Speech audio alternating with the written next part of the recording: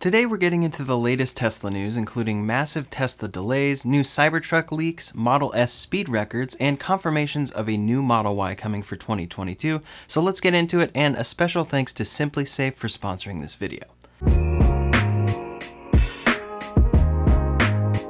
First up today, we've been talking for a while now about the refreshed Model S that Tesla announced back in January. The main draw is the new premium interior with a yoke steering wheel, and the Plaid specs touting a 0 to 60 in 1.99 seconds and a quarter mile in 9.23 seconds. This is thanks to the new Plaid tri-motor design, as well as a number of improvements that Tesla has introduced in this car. There are so many improvements, in fact, that it's actually a big contributor to why this car is so delayed from the original announcement. The Plaid Plus is touting a 0 to 60 under 1.99 seconds with an insane quarter mile under 9 seconds, making those the quickest of any production car ever. Recently, as I talked about in my last video, the Kilowatts spotted what appears to be the Plaid Plus Model S testing out at Laguna Seca. They spotted a spoiler or wing on the back of the Model S, which many have speculated will be a feature exclusive to the Plaid Plus model coming in mid-2022, according to Tesla's website. Tesla has tested out various wings and spoilers in the past on the Model S, but this one very much appears to be built into the car. It can be seen at various heights and adjustments, and definitely isn't simply tacked onto the car. Well, the Kilowatts was out there watching Tesla test for a while, and not only saw a red Model S with an adjustable wing, but a black Model S as well, which could either be Plaid or Plaid Plus. The current speculation is that the spoiler will be a distinguisher between the two from the exterior. Inside there is much more going on and much more range in the Plaid Plus, but from the outside they may now have that one difference. In any case, the Kilowatts did their own clocking of the Model S, completing laps based on the video, so their numbers aren't official but pretty accurate. By the end of each video, we can see the Model S hitting record times for electric vehicles, including the red Model S, which is likely Plaid, hitting 1:29.92, and the black Model S, which might be normal Plaid, hitting 1:32.62. That's definitely getting up there in the ranks of Laguna Seca lap times, and we'll see if Tesla ends up releasing the official times in the near future. Big thanks to the Kilowatts for their exclusive Tesla finds, and these latest Model S finds in particular. Now, regarding the release of this vehicle, it appears that Tesla is finally prepping for delivery. I've heard from a number of Model S reservation holders, and some are still coming in later in August or July according to their account, but a few now say June 1st to 30th. This seems to be the earliest date that Tesla is shipping these cars, and maybe this time it's for real. I've been reporting that Tesla has been largely unaffected by the chip shortage hitting the industry. However, now there may seem to be something else holding them back, and we'll get into that a little later in this video. Next up, we have a lot of confirmations about the Tesla Model Y, and changes we'll be seeing soon. Tesla made the Model Y based on the Model 3. However, shortly after launching, they announced a slew of new technologies at their battery day to come in the future.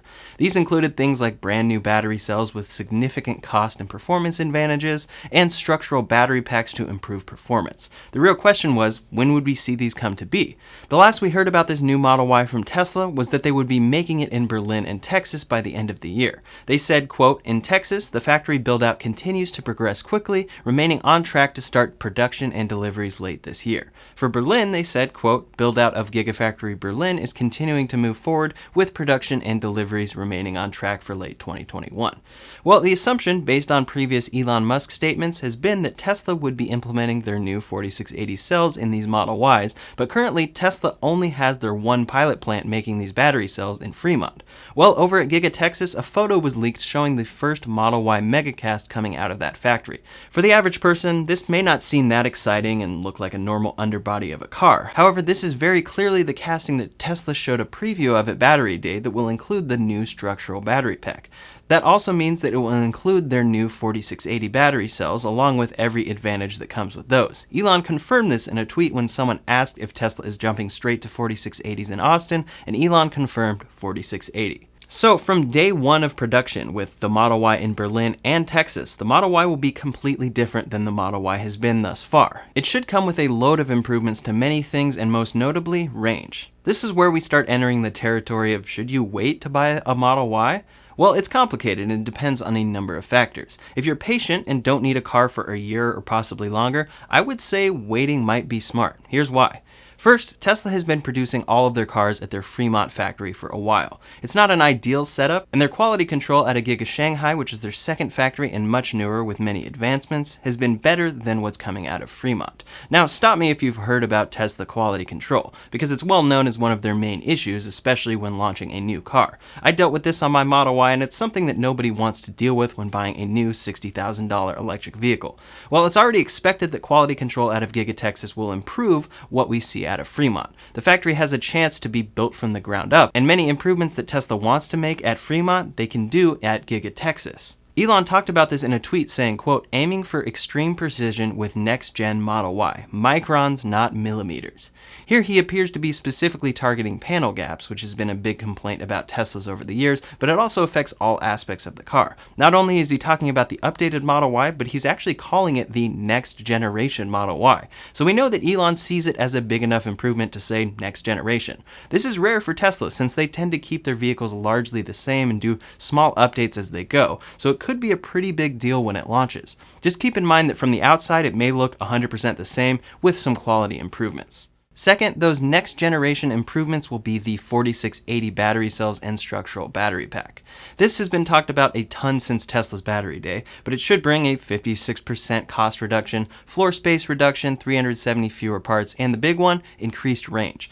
Back at Tesla's battery day, they mentioned all of their advancements, but one factor was that with simply the cell-to-vehicle integration and new cell form factor, they can already unlock 30% more range. This is without any changes of the chemistry of the cells, that is something Tesla is working on long term. So if Tesla kept the same basic cell chemistry as they currently include in the Model Y, which gets 326 miles of range, a 30% increase would be about 423 miles of range.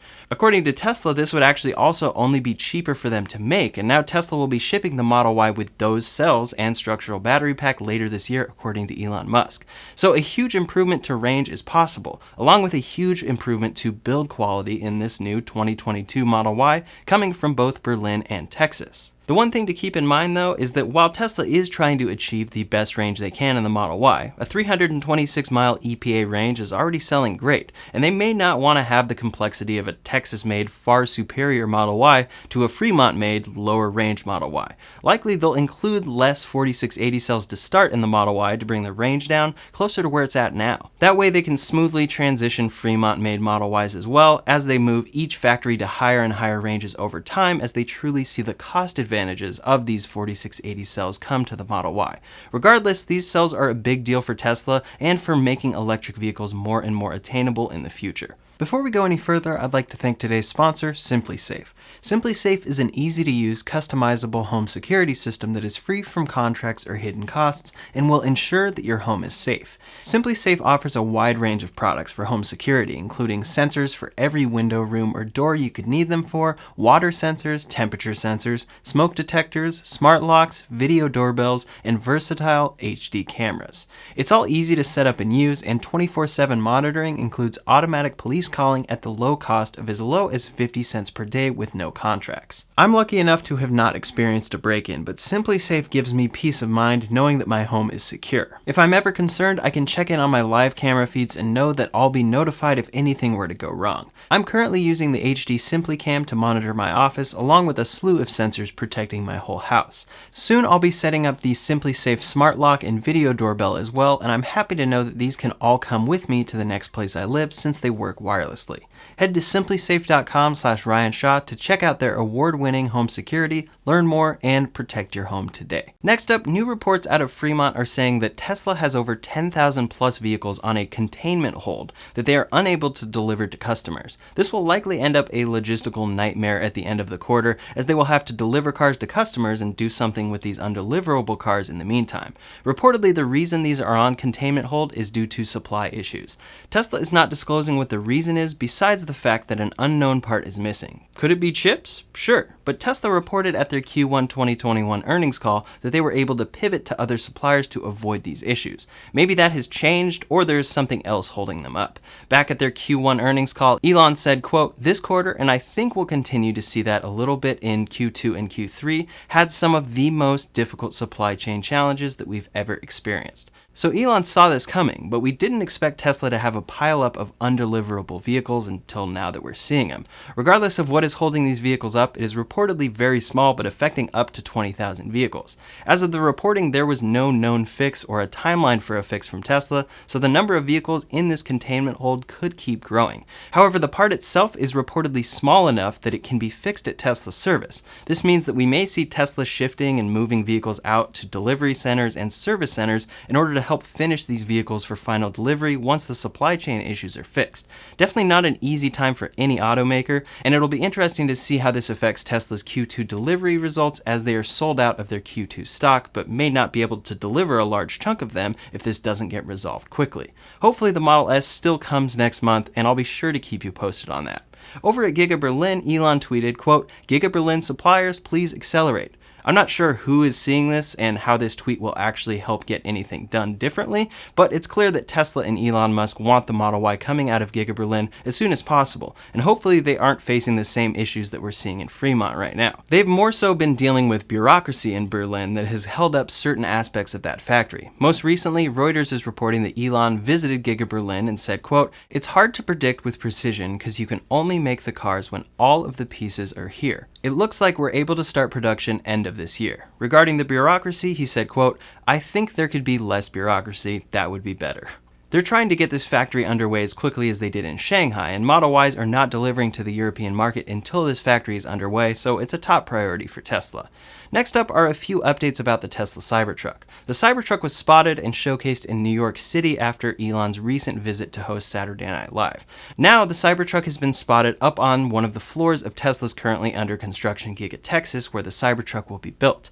It's unclear if this is the same prototype or a new test one coming out of Texas. However, it seems that Tesla is currently laser focused on getting the Model Y out of Texas first. That means the Cybertruck is on the back burner, so this is likely the same original Cybertruck prototype from the original announcement event. It may even be stored there so that less people can access it and take photos, besides drone photographers, of course. The new leaks came with photos and videos from Tesla employees at Giga Texas. It shows a close-up look at the rear tailgate ramp fully deployed for the Cybertruck, and it's the first look that we've had since the initial unveil. Tesla showcased this ramp in the unveil with a Cyber ATV driving up into the truck bed, and it can also be seen on their official photos, but this is a much closer look at what it truly looks like in daylight. Also, this video walk-around gives close-ups that we haven't quite seen before. At this point, any extra peek into the Cybertruck is really fun to see, especially since this truck is expected to be so popular. Even with its stark, polarizing design, a Car Guru's study found that more people would consider the Cybertruck than both the Ford F-150 EV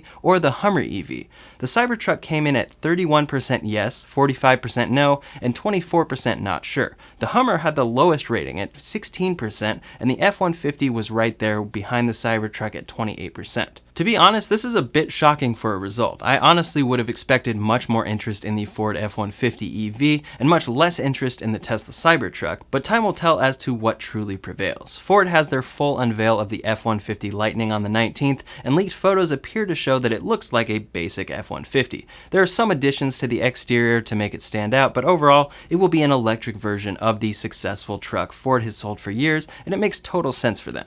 Next up, Tesla's claims for their full self-driving package are reportedly under review by the DMV. The official word from the DMV says, quote, "Tesla is under review by the California Department of Motor Vehicles to determine whether the company misleads customers by advertising its full self-driving capability option. If the DMV finds Tesla was misleading customers, this could come with, quote, potential penalties including suspension or revocation of DMV autonomous vehicle deployment permits and manufacturer and dealer licenses. Also, quote, a vehicle operating on public roads using autonomous technology without first obtaining a permit can be removed from the public roadway by a police officer."